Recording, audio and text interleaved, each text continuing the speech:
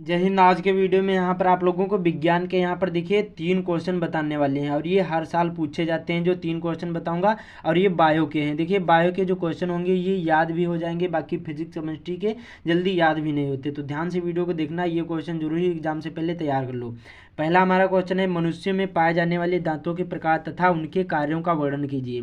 देखिए और ये जब भी पूछा जाएगा 6 नंबर का पूछा जाएगा, ठीक है। तो ये क्वेश्चन तीनों जरूरी तैयार कर लेना, मैं आप लोगों को अच्छी तरीके से बता दूंगा। तो देखिए इसका उत्तर कैसे लिखना। एक वयस्क व्यक्ति में जो जैसे बड़े होते हैं, जो व्यक्ति बड़े होते हैं 30 से 35 साल के, एक वयस्क व्यक्ति में क्या है, निचले तथा ऊपरी जबड़े के कुल मिलाकर 32 दांत होते हैं। जो वयस्क व्यक्ति होता है जैसे 30 से 35 या 25 या 30 साल का क्या होते हैं, उनके यहाँ पर ऊपर और नीचे दोनों जबड़े में मिलाकर 32 दांत होते हैं। मनुष्य के जीवन में 2 बार दांत निकलते हैं, अतः द्विबारदंती कहते हैं। मनुष्य को क्या कहते हैं, द्विबारदंती कहते हैं। दांतों की यहाँ पर संख्या उम्र के साथ बदलती रहती है। इस प्रकार आयु के आधार पर दांत 2 प्रकार के होते हैं। देखिए एक अस्थायी दांत होते हैं और एक स्थायी दांत होते हैं। अब देखिए अस्थायी दांत वो होते हैं, बस सिंपल सा समझ लो। अस्थायी दांत वो होते हैं जो दूध के दांत होते हैं, जो यहाँ पर देखिए 6 माह से निकलना प्रारंभ कर देते हैं और यहाँ पर 2-3 वर्ष तक क्या करते हैं, कुल 20 यहाँ पर दांत निकलते हैं और ये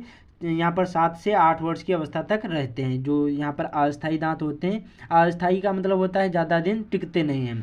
अब देखिए लिखना कैसे, इन्हें दूध के दांत भी कहते हैं और ये बच्चे लगभग 6 माह से निकलने प्रारंभ हो जाते हैं और लगभग 2-3 वर्ष तक कुल यहाँ पर 20 निकलते हैं, 20 दांत निकलते हैं और ये 7 से जो 8 वर्ष की अवस्था तक या फिर आयु तक क्या है रहते हैं, जो आपके अस्थायी दांत होते हैं। और स्थायी दांत वो होते हैं, ये दूध के दांतों के गिरने के बाद निकलते हैं, आपको पता भी होगा, तथा लगभग 20 वर्ष की आयु तक यहाँ पर 28 दांत होते हैं या फिर निकलते हैं और इन्हें अक्ल यहाँ पर दांत भी कहते हैं, अक्ल दाढ़ भी कहते हैं। क्या कहते हैं, अक्ल यहाँ पर दांत भी या दाढ़ भी कहते हैं। और यहाँ पर स्थायी दांतों की संख्या कुल 32 होती है और दोनों जबड़ों में स्थायी दांतों की संख्या 4 प्रकार के होते हैं। दोनों जबड़ों में जो स्थायी दांतों की संख्या जो होती है 4 प्रकार की होती है। कौन कौन, अब ये समझ लो, क्योंकि इसमें पूछा गया था कितने प्रकार के होते हैं और ये मतलब कैसे पाए जाते हैं ये समझना इम्पॉर्टेंट। देखिए सिंपल सा, अस्थायी दांत वो होते हैं जो यहाँ पर 6 माह से निकलना प्रारंभ कर देते हैं और 2-3 वर्ष तक कुल 20 दांत निकलते हैं और यहाँ पर 6 से 8 या फिर 7 से 8 वर्ष तक ये रहते हैं। और बाकी जो स्थायी दांत होते हैं वो यहाँ पर 20 वर्ष तक क्या है 28 दांत निकलते हैं और इसे अक्ल दांत भी कहते हैं, दांत भी कहते हैं, ठीक है। और इसमें कुल इनकी 32 संख्या होती है। अब देखिए पहला हमारा जो है ये 4 प्रकार के होते हैं कृंतक। अब देखिए कृंतक वो दांत होते हैं, ये संख्या के कुल 8 होते हैं।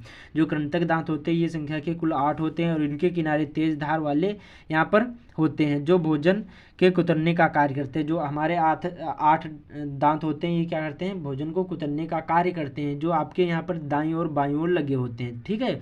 ऊपर यहाँ पर देखिए कितने होंगे, 4 होंगे, 2-2 इधर उधर होंगे और यहाँ पर नीचे भी 2-2 यहाँ पर इधर उधर होंगे, 8 होंगे, ठीक है। उसके बाद में रत्नक, इन्हें जो क्या कहा जाता है, भेदक भी कहते हैं और इनकी संख्या यहाँ पर 4 होती है।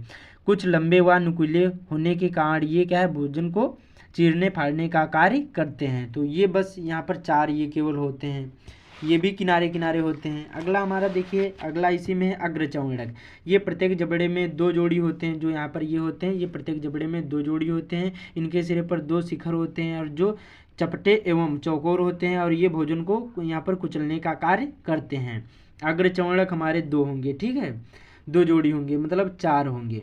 अगला हमारा चौड़क। अब चौड़क देखिए जो होते हैं प्रत्येक जबड़े के 3 जोड़ी अर्थात कुल 12 होते हैं। इनके सिरे चौरस यहाँ पर तेज धार वाले होते हैं और ये भोजन को पीसते हैं, जो आप जिनको हम दाढ़ भी बोलते हैं, नीचे यहाँ पर एकदम पीछे होते हैं, ठीक है। और इनकी संख्या 12 होती है। अब देखिए दूसरा हमारा क्वेश्चन है बहुत ज़्यादा इंपॉर्टेंट, जीवाश्म क्या है और वे जीवाश्म प्रकार के विषय में क्या दर्शाते हैं। तो ये बहुत ज़्यादा इंपॉर्टेंट एनसीईआरटी क्वेश्चन है, तो इसको भी आप लोग तैयार कर लो।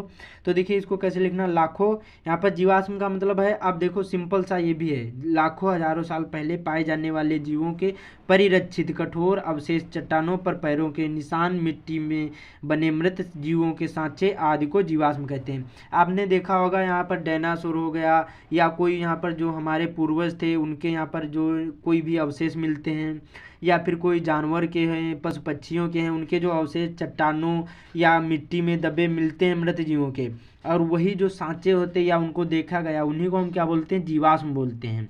बस सिंपल सा है, इतना समझ लो। अब देखिए जीवाश्म हमें जैव विकास के बारे में निम्नलिखित बातें दर्शाते हैं। देखिए जीवाश्म से हमें ये पता चलता है कि जो उनकी पीढ़ी थी यहाँ पर कितने दिनों से चली आ रही, ये सारी चीज़ें, चाहे हम हो, मनुष्य हो, या कोई जानवर हो, पशु पक्षी हो, सभी के बारे में तभी पता चलता है जीवाश्म से ही। तो देखिए ऐसी कौन सी यहाँ पर स्पीसीज है जो कभी जीवित थी परंतु अब लुप्त हो गई, उसी को हम क्या बोलते हैं, जीवाश्म बोलते हैं। ऐसे जीवों को अवशेष जीवाश्म के रूप में मिले हों जो कि एक वर्ग के जीवों के उनमें विकसित उच्च वर्ग के बीच की कड़ी जीवों का क्या होता है, स्वरूप बताते हो। और उदाहरण के लिए जैसे यहाँ पर आर्कीऑप्टेरिस जीवाश्म में भी कुछ यहाँ पर लक्षण सरीसृप के होते हैं, तो यहाँ पर अन्य लक्षण पक्षियों के होते हैं।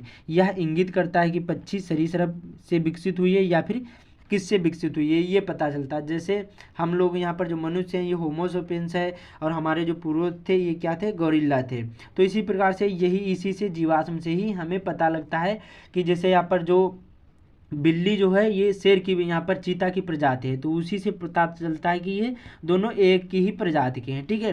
उसी प्रकार से जैसे जीवाश्म पृथ्वी के अंदर विभिन्न स्तरों पर खुदाई करके ही प्राप्त किए जाते हैं। अब देखिए यहाँ पर उसके बाद में इनसे पता चलता है कि पृथ्वी की सतह के निकट पाए जाने वाले जीवाश्म गहरे स्तर पर पाए गए जीवाश्म की अपेक्षा अधिक न है। तो इस प्रकार से आप लोग जीवाश्म क्या है और ये कैसे होते हैं, ये सारी चीज़ें इसी प्रकार से लिखना है। अब देखिए आगे है, बहुत ज़्यादा इंपॉर्टेंट है, डीएनए और आरएनए में अंतर। देखिए ये पूछा भी जा सकता है और नहीं भी पूछा जा सकता है, ये जीन वाले क्वेश्चन में है, ये पूछा जा सकता है, बहुत ज़्यादा इंपॉर्टेंट भी है। तो देखिए डीएनए आरएनए ऐसे डाल देना हेडिंग। तो देखिए यह मुख्य रूप से गुणसूत्रों में पाया जाता है, जो डीएनए होता है ये हमारे गुणसूत्रों में पाया जाता है। उसके बाद में और आरएनए या मुख्य रूप से क्या है, कोशिका द्रव्य में पाया जाता है, वह अल्प मात्रा में केंद्रक में भी पाया जाता है। उसके बाद में इसके अतिरिक्त जो यहाँ पर डीएनए होता है ये अल्प मात्रा में हरित लवक व माइटोकॉन्ड्रिया में भी पाया जाता है। सिंपल सा दूसरा हमारा है, इसके नाइट्रोजन क्षारक जैसे एडेनिन, ग्वानिन, साइटोसिन व थाइमिन है। अब देखिए इसी का अपोजिट इसमें होगा कि इसके नाइट्रोजन जो क्षारक होंगे वे एडेनिन, ग्वानिन और साइटोसिन व यूरेसिल होंगे। अब देखिए थाइमिन की जगह पर यूरेसिल बस है, बाकी सेम ही हैं। और इसमें शर्करा जो होगी कैसी होगी, वो डीऑक्सीराइबोज पाई जाती है। जो डीएनए में शर्करा होगी वो डीऑक्सीराइबो होगी, और इसमें जो होगी इसमें राइबोज शर्करा पाई जाती है। बस सिंपल सा होता है, मतलब ये इसकी फुल फॉर्म है। अब देखिए जो चौथा हमारा है, इसमें देखिए इसका संश्लेषणकारी विकर डीएनए पॉलीमेरेज होता है, और इसका जो संश्लेषणकारी जो यहाँ पर क्या होता है, विकर आरएनए पॉलीमेरेज होता है। बस सिंपल सा है। तो इसको आप लोग ये जो क्वेश्चन मैंने बताया इनको जरूरी एग्जाम से पहले तैयार कर लो। ये बायो के क्वेश्चन 3 बहुत ज़्यादा इंपॉर्टेंट हैं। तो इस वीडियो को जितना हो सके अपने दोस्तों के साथ शेयर कर देना। बाकी चैनल पर पहली बार आए चैनल को सब्सक्राइब भी कर लेना। तो मिलते हैं अगले वीडियो में।